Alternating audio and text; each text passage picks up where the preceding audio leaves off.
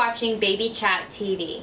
Well, summer's finally here, and if you're like my family, that means a trip to the beach. So I'm going to share with you my top tips for getting the family beach ready. The American Cancer Society says that skin cancer is the #1 form of cancer now. So the most important thing you can do is protect your baby's delicate skin from the sun. And I have a lot of cool ways to do that.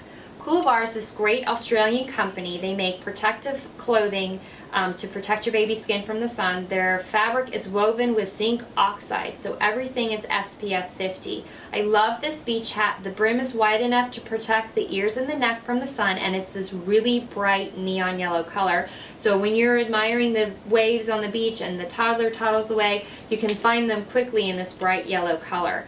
It has a soft Velcro adjustable chin strap to keep the hat on the baby's head without irritating their little neck. You have long sleeve protective shirts that are soft, they're breathable, they're easy to get on and easy to get off with matching shorts.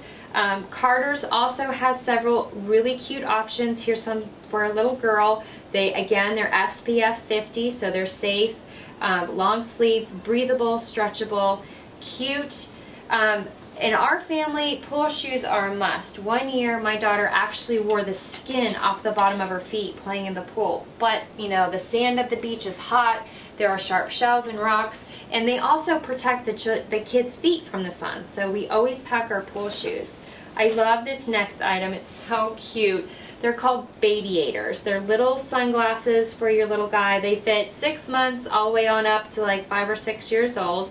They're BPA free, so when the baby takes it off and chews on it, they're not going to get any of those harsh chemicals. They're flexible, so when the baby takes them off and tries to snap the arms off, they can't. They protect 100% protection of the UVA A and B rays for the eyes, but they're non-polarized, which is really important because polarized sunglasses do alter your vision just a bit. And if you have a little guy who's unsteady on their feet and then they're walking on sand, you know, you want to give them the best chance possible. So I love these Babyators. And they also have a 30-day lost or broken guarantee. They will send you another pair for free, which is a great guarantee. Of course, you always want to have your first aid kit, your aloe vera. I always pack some bug spray because you just never know if there's going to be those little biting gnats or mosquitoes. This is a great tip, the baby powder. I mean, when our kids were at the beach, they're always getting covered in sand from head to toe, and it's sticking to you, it's sticking to them, it's getting in their eyes and their mouth. If you just put a little bit of baby powder on your hand and wipe your kid down, the sand is just going to fall right off of them. It's not going to stick to anybody. I love the baby powder tip. I also have this Beach Buddy. You stick it in the sand, it keeps your drink and your cell phone, so if you need to get in touch with somebody quickly, you know exactly where your cell phone is and it's out of the sand, so it's not going to get scratched. I love these pedal jumper flotation devices. These are one of the very few flotation devices that are approved by the Coast Guard. Now, if you're going boating, you need to have your baby in a life vest, but if you're just at the pool or at the beach, these pedal jumpers are awesome. They buckle in the back, they're clearly labeled, the arms fit in here, they have these adorable patterns on them. They make them for boys and for girls. My 4-year-old, she's a great swimmer, she jumps in the pool. Her 1-year-old brother has no fear, he jumps in right after her, and I know if he's got this on, he's going to pop right back out of the water and have his head above water.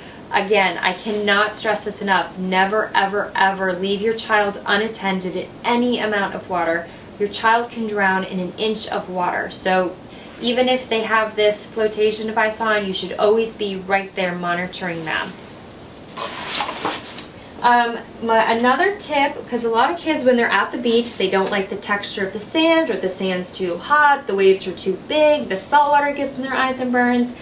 They just aren't enjoying themselves. So I always pack a small inflatable pool. This has a nice extra feature of like a little shaded tent area. Again, another way to keep your baby protected from the sun. It's bright colors, it's fun. You blow it up, pour some seawater in there. When you're done, dump it out, deflate it, stick it back in the box, and you're good to go. And I had somebody once ask me what to do if their toddler got stung by a jellyfish. I thought that was such a great question. I didn't know. I'd always heard the, myth, if you pee on them, it will make the stinging stop. But actually what happens when you're stung by a jellyfish, the stingers thousands of stingers stick in your skin and they keep refiring. And they have found that if you rinse with fresh water, it will cause the stingers to continue to fire. So they found to rinse with seawater is even better. And if you have a driver's license or a credit card or something that you can scrape the area that was stung, you can actually help scrape the stingers off the skin. And they've actually found that vinegar is the most effective thing to get the stinging to stop. So if you just keep a little container of vinegar in the bottom of your pool bag just in case you're at the beach. Now, some jellyfish stings are worse than others. So if you notice that your child is vomiting or having difficulty speaking, they're dizzy, they're swelling up, call 911 and seek a medical attention immediately. The other thing you can do to avoid jellyfish stings are look for notices. If you go to beaches that are guarded with lifeguards, they will many times, often they will have signs posted about dangerous marine life, and some beaches will even fly a purple flag, which indicates that there's dangerous marine life present. And so if you can be aware of those things, you can pretty much avoid being stung by a jellyfish.